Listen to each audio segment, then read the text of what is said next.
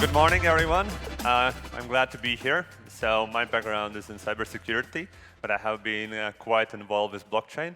I'm also one of the experts at the EU Blockchain Observatory that Peters was mentioning before.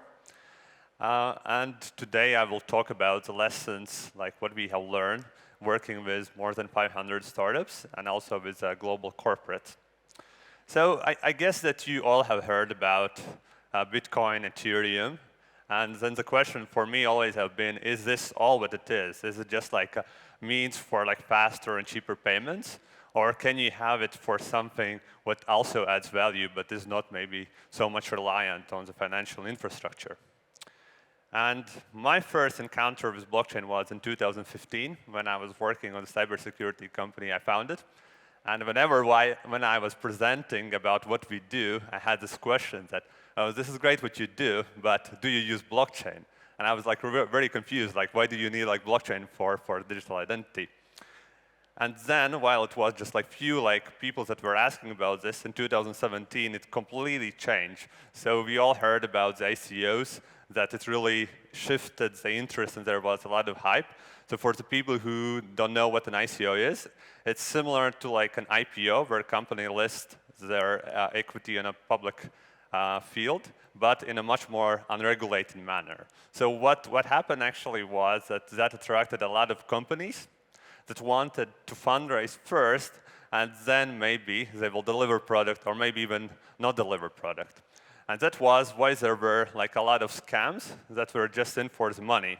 So for instance, companies like this one. So they were building a decentralized bank, and they raised like a couple of millions with even basically with just a website. There was even not the technical documentation. And if from the first slide it wasn't clear that this might be a scam, then let's look at their team, right? So they have a very famous designer that looks very much like Ryan Gosling. And you know, like, it's very funny, but actually in 2017 this was so common. I could just like go for hours about like experience like this. And then for me the question was like, is there only like hype around this, or is there a hope that hopes that saying that blockchain will save the world or will solve this or that problem? There are actually few use cases where it really adds value. So this is what I did. So I joined a blockchain advisory company in Switzerland. I moved from Latvia. I'm originally from here, but I moved there because at that time Switzerland was one of the top places where there was most of the blockchain action happening. And similarly as me, the founders of the companies were tired how like unprofessional the ICOs were. So they came from the investment banking, from retail banking, and they wanted to bring trust and structure into field that actually didn't house that at that time. And it actually was at the right time, because what we saw in 2017 was that there were quite serious companies that because of this hype were looking, can we maybe do fundraising without like going through traditional VCs, like somehow differently. Or on the other hand, there were also like financial institutions that said, oh, we have these ICOs coming to us that they want to open a bank account, but we really don't understand how we can accept them, like what risks does it entail. So what we did, so this was the first thing actually what we created. It's a very, very simple thing. So we created that first for us, a due diligence process to analyze and see if the projects that are coming to us, if they are good or not, and if it makes sense for us to invest, and if there's also some value adds that we can give to them. And as we were working on this, we actually saw that a lot of banks in Switzerland, they were looking for exact same thing. So it ended up that we started like advising the banks, how do you do onboarding of these ICOs? Like what risk entail from the governance, from the technical, from the financial side, from the business side. So we created a framework with more than 500 KPIs in a very structured manner. And this is actually what the banks really like. So they are very used to these kind of reports. So they hired us whenever like a client was coming to them, that they would say, okay, these guys will do the due diligence on you. And this was actually very beneficial for us. So first thing is that, of course, it gave us some revenue from the financial institutions, but then also it created us a knowledge and also like oversight what's happening in the market. Basically, we were screening all Switzerland at one point to understand, okay, which are the companies that are good, where it makes sense, where it doesn't make sense. And our idea actually initially was that we will screen the market, and then we will actually change from a corporate advisory company to more investment banking. So we were planning to actually do underwriting as similarly as for the IPOs. But of course, in the reality, everything changes. And like for us, it was actually maybe to the better. We got approached by one of the banks that said, we are not only interested in onboarding clients, but we want to become a crypto bank. So what does it mean like to be a crypto bank, right? So one is that you have the onboarding of the clients.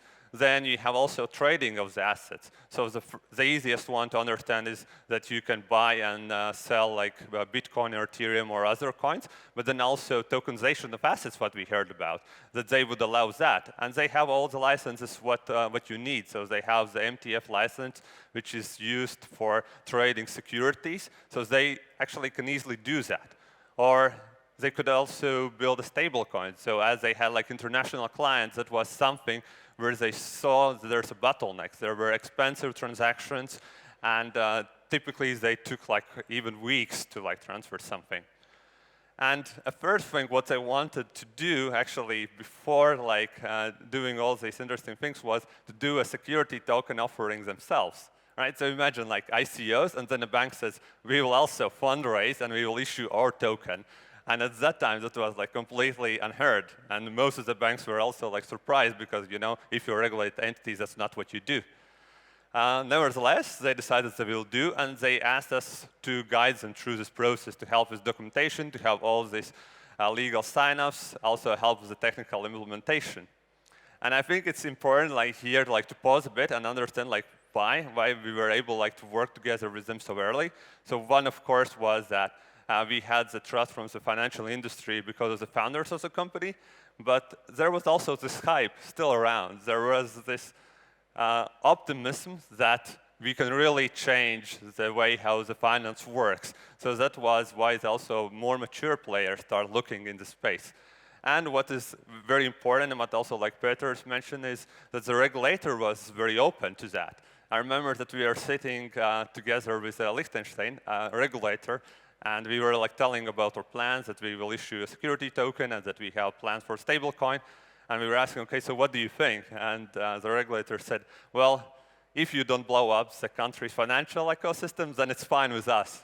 And that actually shows that like how important it is as a regulator is on board with you, is that they understand that you need to evolve and you shouldn't stop with the heavy regulation very early on. And after working with this company, we saw that there's even more interest from the mature companies. So in Switzerland, there's 2 new players that started from scratch. One actually is very interesting, that it's not a common startup, so they started with a seed round of 100 million, so they're talking about small seed rounds, right, to launch a crypto bank. And they asked us to be their corporate advisory arm.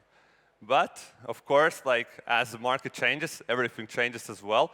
And the problem was that the financial infrastructure to do all these things with securitized assets wasn't there. So the idea was that actually in 2019, SIX, which was a national exchange, would launch their digital asset exchange, which would be like the secondary market for the digital assets. But that got delayed. And as that got delayed, all the other things fell like dominoes. So all these banks that were hoping that there will be like a market, they paused for a bit. And for us, as we were heavily reliant at that point already on this advisory to the financial institutions, the question was, okay, what can we do else? Like, if the financial market is a little bit on pause, like, are there like different kind of companies that we can work together? So we looked back at what's happening in the ICO field and the STO field with startups, and we saw actually there as well, it's not so much happening in 2019. So this graph is actually pretty honest that in 2019 there wasn't much going on. So there was disillusionment. A lot of people were thinking that, you know, blockchain was only this hype and there's actually no value. And that's also like what we saw on the corporate side, that they were disappointed. They have heard that blockchain will change their business, that they will be immediately receiving much more revenue, but they didn't understand. And as they didn't understand, their stakeholders also couldn't say that we should invest there. So we went back so what is the basis of the blockchain? So basically, if you just like have it in one sentence, then blockchain is a very slow, but it's a highly reliable and also highly available database. So what do I mean with that? So typically when we work with corporates, they said, okay, can you automate things? Because typically that's where their problems lie. But actually, if you look, centralized systems are typically actually much better at that. So what the blockchain is good at? So it's this reliability and availability. Availability is meaning that you will have the infrastructure which is always running. So it's not like a bank would say, okay, we need to do maintenance, your bank will not work from this hour to that. No, it will be always there, it will always work. And reliability is what I think everybody was talking here before me, is the trust. So how can you bring trust amongst many players? So if you are not like a centralized entity where you control everything, but you have a lot of dependencies on the other parties, then actually blockchain can be a very good way how you can improve your business model. So coming with this insight, I would say we a little bit like changed the services that we were providing. So we went more into advisory, but made it more granular. We understood that not all of the corporates, they know actually where blockchain is good at. So we divided from workshops to POCs to pilots to implementation, instead of saying, okay, you need to put 10 million into the infrastructure and then there will be these benefits. Now it's like a guidance process. And we also understood that the education is important. So we started teaching at some of the leading universities, such as Bocconi universities and Gallen University. So there was a lot of this education. And actually, this turned out to be the right approach. So we understood the corporates are yet not there, which are not in financial industry, where blockchain adds value. And we were able, through this like very like simple, like granular approach, to sign the first clients from different sectors, not only from finance. So one of the clients we have is in FMCG sector.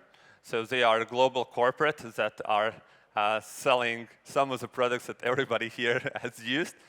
And their problem is, as they have these subsidiaries around the world, they have inefficiencies on, first of all, on the payments, because you have different currencies, and also on data reconciliation, because there are these subsidies that have one that information, another one that information. So we were building them a stable coin that allows to do payments instantly, and allow to also reduce the time that is needed, because typically what they do is that they group it in 30-day payments, so your capital is locked. But with blockchain, you could do it instantly and for lower costs. Or like in supply chain, for instance, we worked with defense companies that thought that, okay, we need to be more open about like where our military equipment is used, because they have run past into problems that it actually has been solved in the black market, and then the regulator is going after them saying that you were doing that, but actually they weren't. And what's important here, why I show this, is to understand like what is this common thing like between these two corporates. The common thing is that it starts actually on a very, very high level.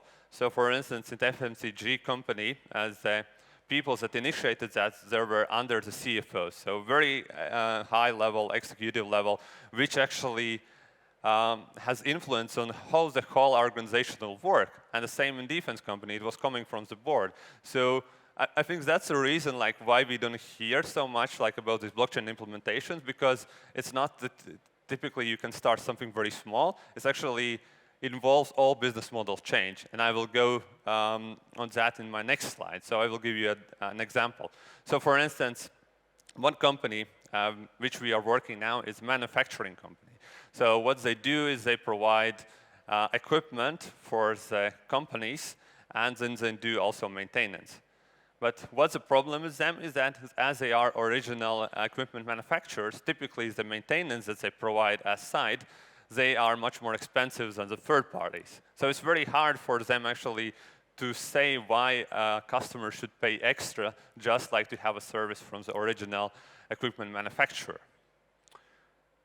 So that is when we looked how can we like change this. And as they had this idea that they want to double revenue in 5 years, we looked at different like fields where we could improve things, right? So one thing is pricing optimization, supply chain transferability, also field service optimization, because they need to send the agents to the places very quickly. But what's most interesting is also the customer penetration. So, right, it's like sounds very easy, but now the question is how do you do that? And what we did, instead of like going the traditional way, we look how we can actually completely change the business model. So we are all familiar with software as a service, like subscription. So Netflix has changed how the movies work, Spotify, how the music works, and also in B2B sector, we have seen that there has been like completely shift in the business model. So for instance, Rolls-Royce was one of the first in B2B sector that implemented engine as a service. So what does it mean, right? So it actually means that the airline companies, they understood that they don't want to be in the business of taking care of the engines, but they are more into business flying passengers from A to B. And the problem was that typically what they were doing is that either they were like changing these engines prematurely, so that would mean that they pay too much, or they would wait for too long, and then the engine would fail, meaning that they would have a lot of cost to replace that engine, to take care of the passengers, to find the replacement jet, and so on. And as there were like different airlines, there were also different engines, and they didn't really want to do that. So Rolls-Royce stepped in. They said, we will take care for a flat sum. We will do this for you. All you have to do is just agree that we will deliver, we will do maintenance and repairs. And they were actually happy with that, because finance department could predict what will be the costs for this kind of service. But if you look now at different sectors, and I'm going back to the manufacturing that I mentioned, they have been actually very slow to adopt these things. So what they were thinking of was that how can we move from this transactional relationship where we go in, do things, go out, to more relationship-based. And instead of saying that we will go X amount of times inside the organization, we will say there will be availability of the asset which will never fall below a certain threshold. So let's say 95%. And if we don't meet this threshold, then we will penalize. If we overachieve, then we will be rewarded. And this actually what the customers have always wanted, because a funny thing is that when we talk with the regional managers, they said that actually all these companies have been asking, can we put a liability clause? But we couldn't do that, because that means that there's too much uncertainty. And if there's too much uncertainty, we need to increase the price, and customer never agrees that. And so the question is like, how can you do that in a way that is all right for all the parties? And that's actually where the blockchain comes in. So we heard a lot about trust. Exactly, that's what it is. So it creates this trust layer between all parties where everybody records their actions. And for instance, if the manufacturer doesn't mean 95% availability, they can always go back and see like why it was. Maybe it was weather, maybe it was subcontractors they had, or maybe the client themselves did something wrong. And that allows to like fulfill these kind of like business models. And one thing is also like important, like in order to move to this, that would entail that the customers are more loyal. So if you look from a very academic literature, there's actually 3 things like how you can achieve customer loyalty. So one, it is satisfaction, so like how people are satisfied. Then it's interpersonal relationship, and trust is one of the components, and then is switching cost, right? And we believe that by having this trust layer, actually what it allows also for the manufacturing company to sign the deals much faster, because they don't need to trust so much the company itself that they will do the right thing. Everything will be recorded, and you can go always back to that. And that comes to the last line. So this is like what we basically implemented. So it allows, like whenever there's a dispute, to have a certainty about the data, like who has done that, and allows to fulfill these outcome-based contracts. All right, so one of the last slides is that like what I wanted to say is I think that all business will change completely in the next 5 years. So there will be a big transformation. And I think the winners will be those who can orchestrate and benefit from the ecosystem. Because we have seen what the corporates have been doing is merger and acquisitions. But through blockchain technology, actually, you don't need to do that. You can just rely on blockchain as this infrastructure layer. All right, and I will skip the takeaways. Just one quote, like to say like why the change is inevitable and why the corporate should like look in like these kind of new business models is from Ernest Hemingway, right? So he was asking like in his book like how did you go bankrupt? And it was actually quite funny. It was in two ways. So it was granularly and then suddenly, right? And that's what happens. We think that we will have the all time in the world, but actually not. So you need to do something now. All right, that's it. Thank you so much.